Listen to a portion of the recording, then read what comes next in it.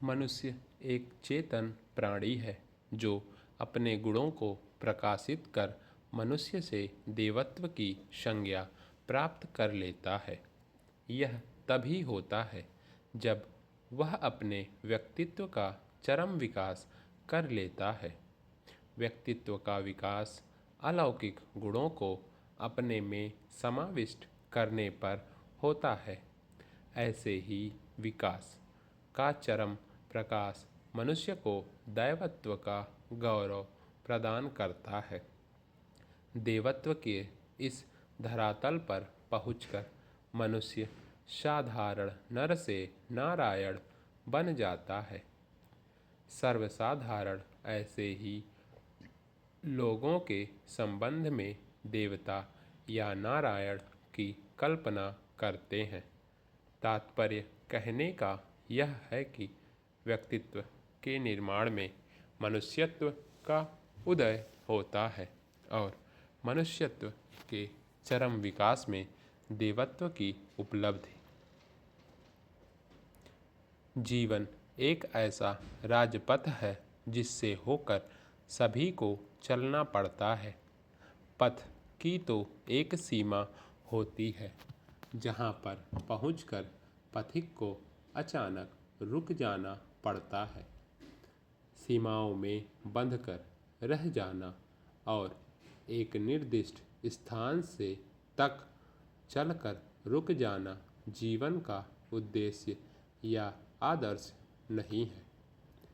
मृत्यु जीवन की एक सीमा है जहाँ सर्वसाधारण पहुंचकर विराम ले लेते हैं, किंतु कर्मठ पुरुष अपनी जय यात्रा का अंत यही नहीं मानते। प्रगति में उनका अटूट विश्वास होता है। वे तब तक चले ही रहेंगे जब तक लक्ष्य को न पहुंच जाएं। जीवन के मार्गों का तो एक निश्चित ठिकाना होता है, पर आध्यात्मिक या पारमार्थिक पथ निस्सीम है जहाँ जीवन रुकना नहीं जानता।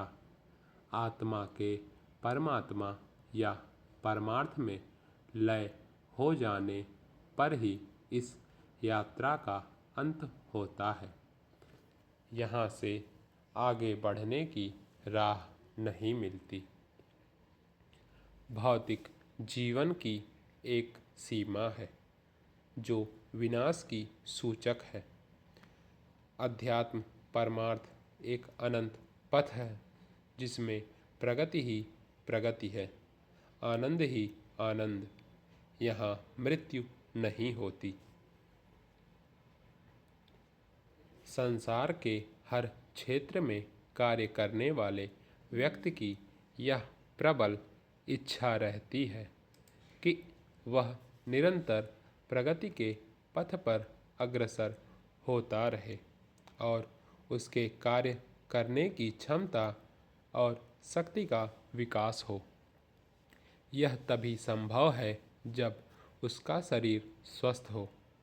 इसके लिए यह आवश्यक है कि हम अपने जीवन में निराशा और विषाद को प्रवेश न करने दें। यह सदैव स्मरण रखिए कि हमारी मानसिक स्थिति पर ही हमारी शारीरिक स्थिति निर्भर करती है।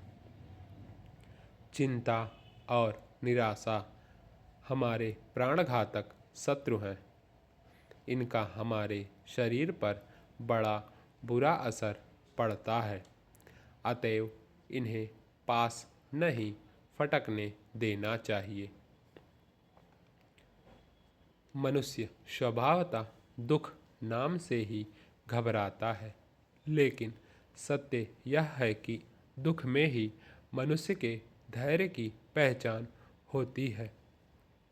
जिस प्रकार बर्तन को मांजने पर वह शुद्ध और चमकदार हो जाता है, उसी प्रकार दुख के द्वारा ही मनुष्य के व्यक्तित्व का परिष्कार होता है। दुख की आग में तप कर ही मनुष्य कुंदन की भांति दमकता है। सच्चाई यह है कि दुख वह कसौटी है जिस पर मनुष्य के गुणों और धैर्य की परख होती है। समाप्त।